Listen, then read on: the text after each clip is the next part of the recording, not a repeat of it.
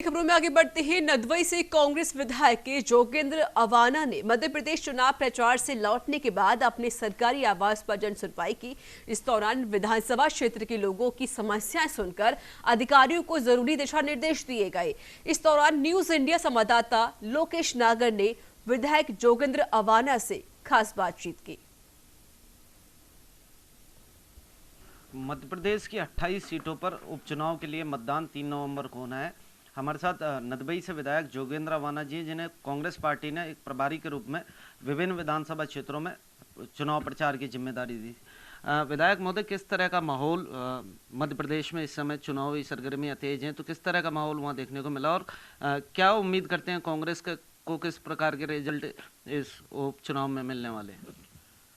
देखिए, मैं समझता हूं कि जिस तरह पिछले दिनों भारतीय जनता पार्टी के लोगों ने कांग्रेस की चुनी हुई जो जनता की सरकार थी उसको जिस तरह गिराने का काम किया, उसका पब्लिक ने पूरे जो 28 सीटों पे चुनाव मध्य प्रदेश के अंदर हो रहे हैं, मैं समझता हूं कि पब्लिक ने पूरी तरह मन बना लिया है कि उसका जवाब भारतीय जनता पार्टी को देंगे।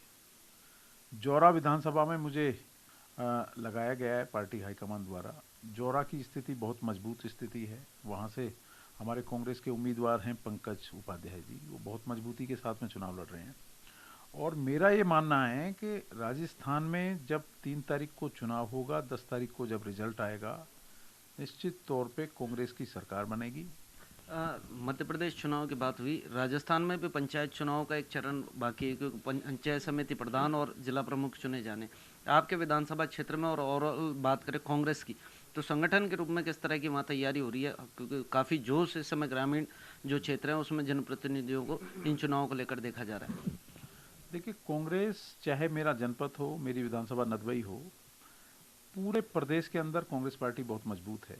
हमारे प्रदेश के अध्यक्ष श्री गोविंद सिंह जी डोटासरा जी, एक एक कार्यकर्ता, एक एक हमारे विधायक साथी, एक एक हमारे सम्मानित जो प्रत्याशी रहे हैं पहले विधायक के, वो चाहे वो लोकसभा के प्रत्याशी रहे हों, सभी लोग मजबूती के साथ में कांग्रेस पार्टी को मजबूत करने का काम कर रहे हैं। हमारे जो सीनियर नेता हैं पार्टी के, माननीय मुख्यमंत्री श्री अशोक गहलोत साहब के नेतृत्व में सभी लोग पार्टी को मजबूत करने का कार्य कर रहे हैं। विधायक महोदय, गुर्जर आरक्षण का मसला एक बार फिर राजस्थान में सुलझा है। 1 नवंबर से गुर्जर नेताओं ने आंदोलन की चेतावनी दे रखी। क्या मांग है और किस तरह की बातचीत सरकार वहाँ कर रही है गुर्जर नेताओं से, क्योंकि लगातार उनकी मांग है कि हर बार समझौता होता है और सरकार प्रेरित कर रही है। इस बार गुर्जर नेताओं का ये आरोप है कि सरकार नहीं चाहती, सरकार की मंशा है कि हम आंदोलन करें।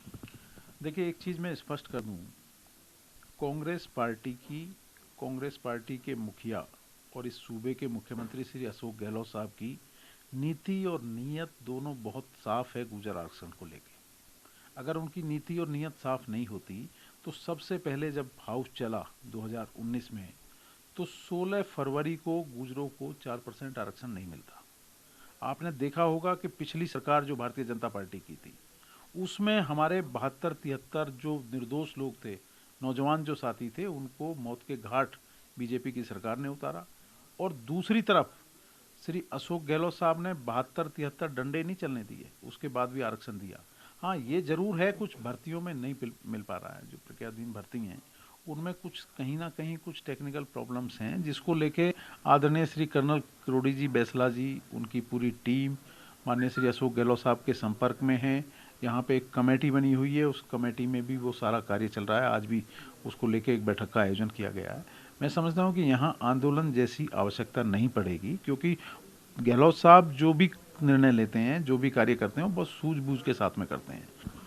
तो ये थे हमारे साथ विधायक जोगेंद्र अवाना, जिनका कहना है कि सरकार सभी बिंदुओं पर गुर्जर नेताओं की बातों पर विचार विमर्श कर रही है और संवेदनशील है। निश्चित रूप से इस समय आंदोलन की आवश्यकता प्रदेश को नहीं है, क्योंकि जिस कोरोना काल में जिस प्रकार अर्थव्यवस्था चौपट पूरे देश में है, तो कहीं ना कहीं राजस्थान को एक बार पटरी पर लाने के लिए सरकार काम कर रही है और समय की जो डिमांड सरकार की ओर से की गई है, निश्चित रूप से गुर्जर नेता भी उस ओर ध्यान देंगे। सहयोगी वीरेंद्र के साथ लोकेश नागर, न्यूज़ इंडिया, जयपुर।